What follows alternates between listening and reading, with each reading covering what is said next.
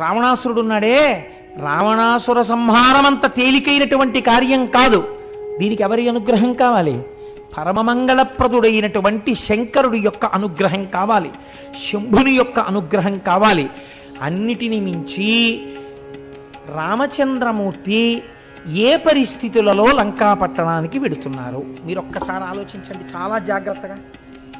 తన భార్యనెత్తుకుపోయిన వాడు 10 నెలల నుంచి అక్కడ ఉద్యానవనంలో పెట్టి ఉంచాడు.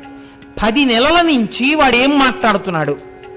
నువ్వు నా పాన్పు చేరు అని మాట్లాడుతున్నాడు. ఎవరామె? అయోనిజ. ఈయన ఎవరు? పరమక్షత్రియుడు, పైగా రాజకుమారుడు, చేతియందు కోదండమున్నవాడు, ఎందరినో రక్షించినవాడు. తన భార్యయే 10 నెలల నుంచి అవమానాల పాలైంది. ఇప్పుడొక్కసారి లంకాపట్టణంలోకి వెళ్ళగానే, అసలు ఆ లంక వంక అలా చూడగానే నిజంగా రామచంద్రమూర్తిలోనే ఒక్కసారి ఆగ్రహం పెళ్ళుబుకిపోతే, ఈ నీచుడే తెచ్చిన భార్యని దాచినవాడన్న భావన కలిగిందా? ఒక్కసారి అదుపాయన కాని తప్పాడా? ఆయన వేసేటటువంటి బాణ పరంపరలకు లోకమంతా లయమైపోతుంది కదండి. ఎందుకని? ఒక్కసారి క్రోధం ఆవిర్భవించిన తర్వాత ఇంకెవరు ఆపలేరు. అందున రామచంద్రమూర్తి ఆయన పరాక్రమం ముందు నిలబడమే ఎవరైనా. కాబట్టి మండిత విస్ఫులింగ విషమ జ్వలితానల కీలలు అబ్జ గర్భాండమనిండ రామ వసుధాదిపుడేచడి ఆ బాణ పరంపరలకి ఈ సమస్త లోకములు కాలిపోతాయిరా, జాగ్రత్త అని చెప్పారు హనుమ. అటువంటి రామచంద్రమూర్తి వెళ్ళి యుద్ధ భూమిలో నిలబడితే, ఇది జ్ఞాపకానికి వస్తే ఎంత ప్రమాదం వాటిల్లుతుంది. అందులో ఒకసారి విభీషణుడు వచ్చి ఆశ్రయించాడు, అదే లంక నుంచి వచ్చాడు. ఆశ్రయించకపోయినా ఇంకా రాముడి మీద భక్తి ఉన్న వాళ్ళు ఎవరైనా ఉండిపోయారేమో. తనే బాణప్రయోగం చేసేస్తే శిశువులు పోతారు, పెద్దలు పోతారు, స్త్రీలు పోతారు, వృద్ధులు పోతారు, సమస్తము నశించిపోతుంది. ఆ తర్వాత అయ్యయ్యో నేను క్రోధము చేత ఇంతమందిని కొట్టేశాను అని బాధపడవలసిన రోజు రామచంద్రమూర్తి జీవితంలో మిగిలితే, రామో విగ్రహవాం ధర్మ, రాముడే ధర్మం తప్పిపోతే కాపాడగలిగిన వాడెవరిహ?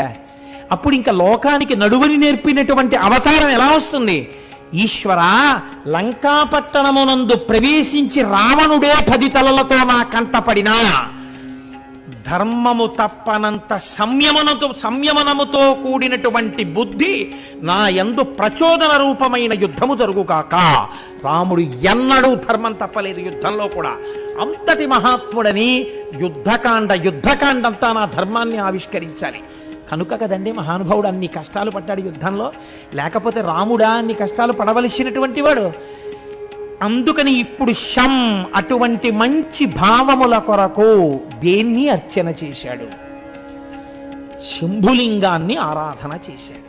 ఒక శివలింగాన్ని అక్కడ పెట్టి దాన్ని ఆరాధన చేసి లేచి దాని ముందు నాట్యం చేశాడు. అంటే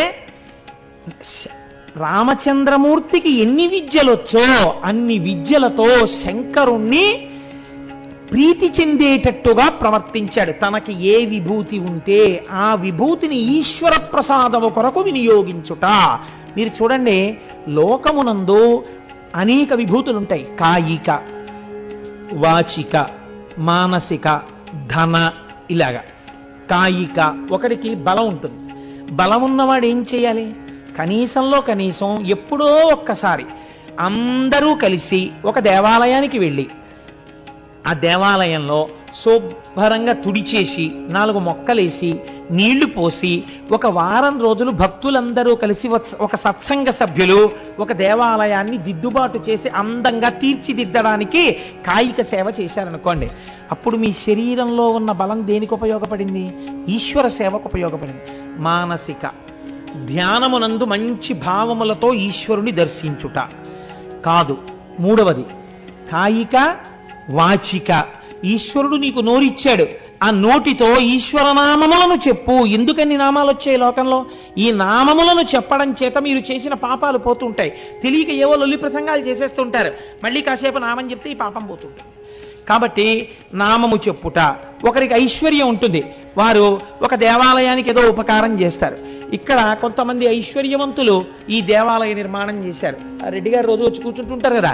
ఈ ఆలయ నిర్మాణం చేసి ఇంత పెద్ద విశాలమైన ప్రాంగణాన్ని ఏర్పాటు చేసి ఇంత చక్కటి గుడిని వాళ్ళు కట్టబట్టి ఇప్పుడు ఏమవుతుంది, మనందరం రోజు వచ్చి కూర్చుని చక్కగా ఇక్కడ ఏదో పురాణం 40 రోజులో 30 రోజులో చెప్పుకోగలుగుతున్నాం.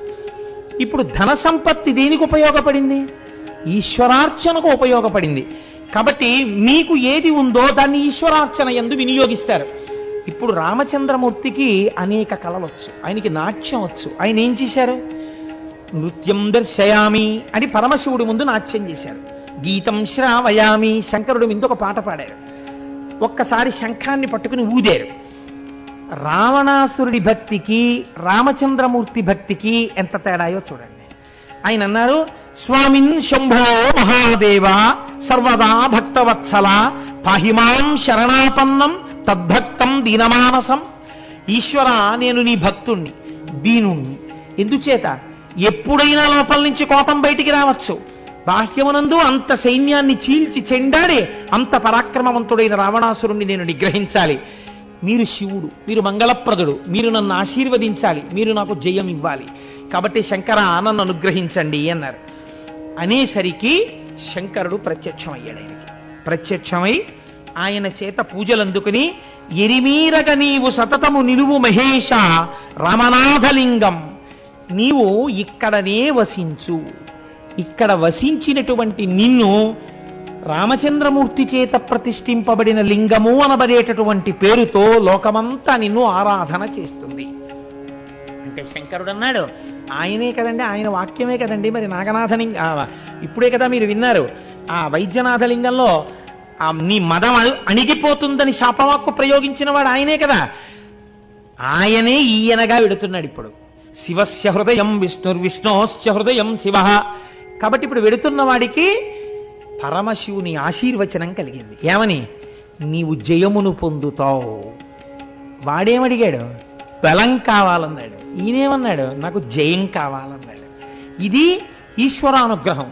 అది అహంకారంతో కూడిన పూజ. వాడు పాడవడానికి పనికొచ్చింది. ఇప్పుడు ఆయన రామచంద్రమూర్తి యొక్క కోరిక మేరకు ఒక శివలింగంగా కూడా ఆవిర్భవించారు. తదనంతరమునందు రామచంద్రమూర్తి వెళ్ళారు లంకాపట్టణానికి.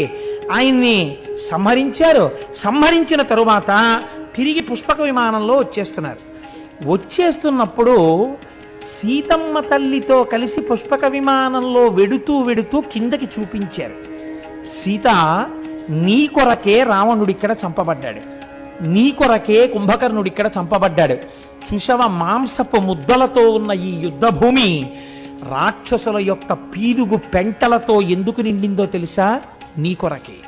క్షాత్రధర్మంతో ధర్మాన్ని విడిచిపెట్టకుండా ఇంత యుద్ధం చేసి నిన్ను నాదానును చేసుకుని నేను నా యొక్క క్షాత్రధర్మమునందు పొరపాటు లేని వాడనయ్యాను. ఆయనకి ధర్మం కావాలి అని చెప్తూ సముద్రం మీదకి వెళ్ళినప్పుడు ఆయన ఒక మాట చెప్పారు. చూశావా, ఇదిగో సేతు, అదిగో అక్కడే నాకు మహాదేవుడు కనపడి నన్ను అనుగ్రహించినాడు అని చెప్పారు. రామాయణంలో యుద్ధకాండలో ఆ శ్లోకాల్లో ఈ పాదం ఉంది. ఇదే ప్రాంతమునందు నన్ను మహానుభావుడైనటువంటి మహాదేవుడు అనుగ్రహించినాడు. మహాదేవుడన్న మాటని పట్టుకుని ఇంకొక భావనతో దాన్ని తీసుకెళ్ళేది పరమశివుడు కాదు అని చెప్పకూడదు. అది తప్పు. అప్పుడు వ్యాస హృదయం పోతుంది.